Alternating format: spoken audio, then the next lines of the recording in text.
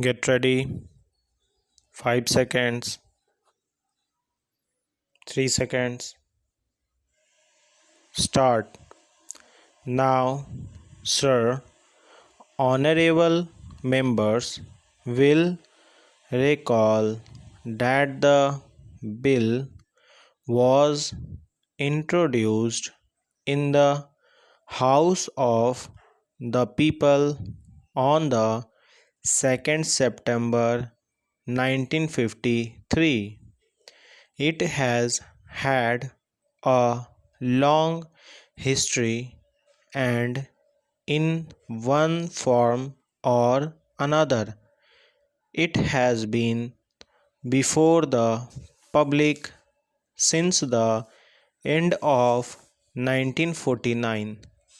In the statement of objects and reasons, the various stages through which the bill has passed since 1946 have been summarized, and I need not recapitulate on this occasion the circumstances in which the then government of India took the decision in early 1946 to initiate an inquiry into the reform of our company law. I would remind honorable members that between 1946 and 1948, the entire field of company law was carefully reviewed by the two distinguished company lawyers who were appointed to recommend the broad lines on which the present act should be revised. Their recommendations were examined in the then Ministry of Commerce, and certain tentative departmental views which emerged were circulated in a comprehensive memorandum to all recognized trade and industrial associations, bar associations, the high courts, and the state governments that brought us to the end of 1949. Many representations on this memorandum were duly received from chambers of commerce, trade and industrial associations, state governments, and the general public. At the end of 1950, the Government of India appointed a committee under the chairmanship of Sri Bhabha to go into the entire question of the revision of the Companies Act with particular reference to its bearing on the development of trade and industry in this country. This committee examined a large number of witnesses in many parts of the country, and again was circulated to all state governments, chambers of commerce, trade associations, high courts, and many other bodies.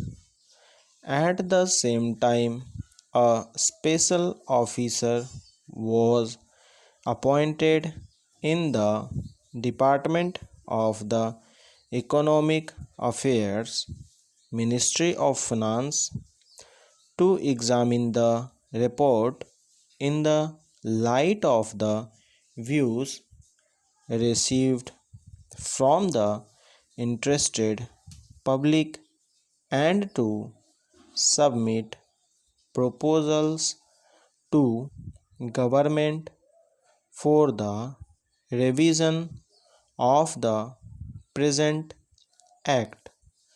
The bill now before the House is based largely on the recommendations of the Company Law Committee, modified in a few particulars. Honorable members will notice that so far as public relations go, the bill has covered adequate ground in a measure like the Companies Bill. However, which companies the limits of consultation and discussion can never be exhausted, and I would like to inform honorable members that although the bill was introduced in Parliament over 7 months ago, our officers have been engaged throughout this period in further studies and informal discussions with the interests concerned, and on occasions I have also participated in such discussions.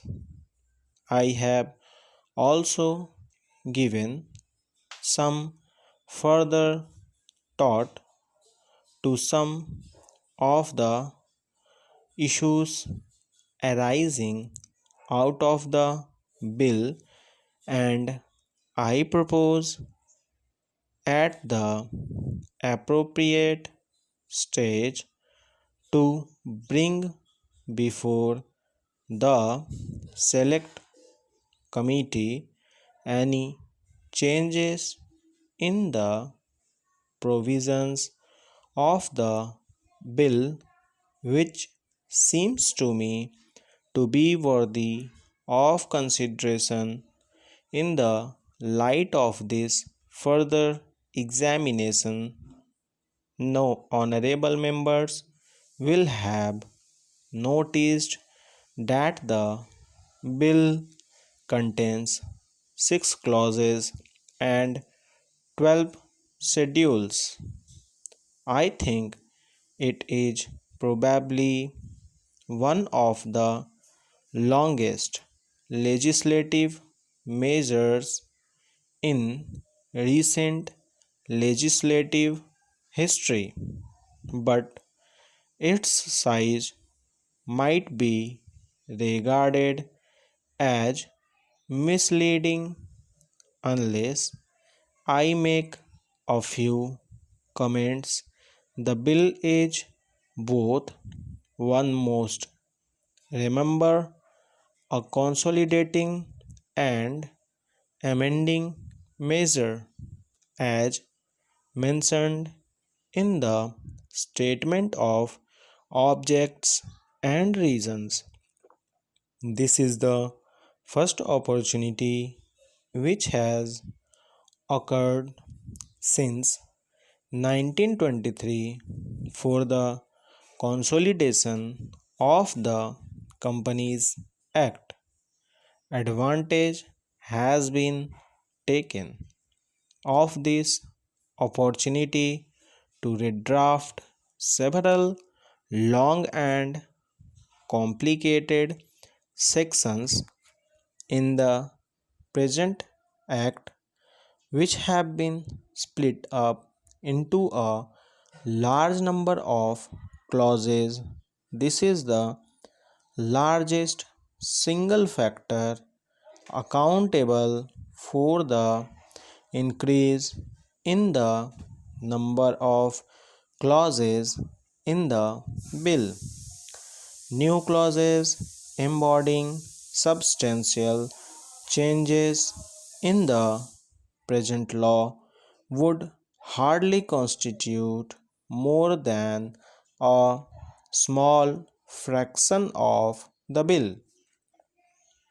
I would also draw attention to the structural changes in the bill to which a reference has been made in the statement of objects and reasons.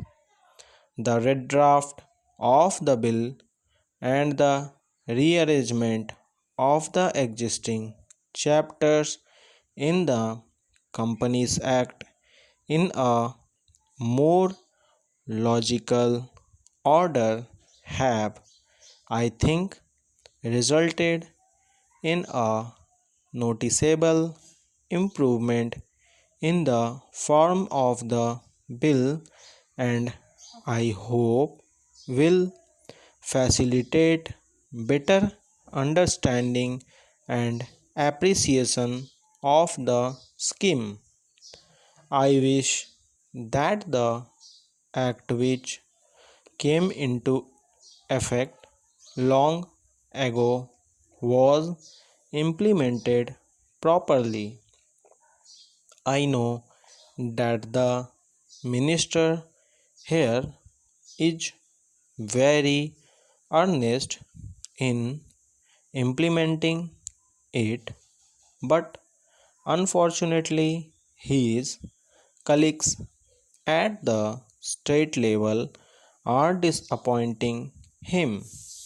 Unfortunately, no steps have been taken for trimming or toning up the administration at the state level and at the district level.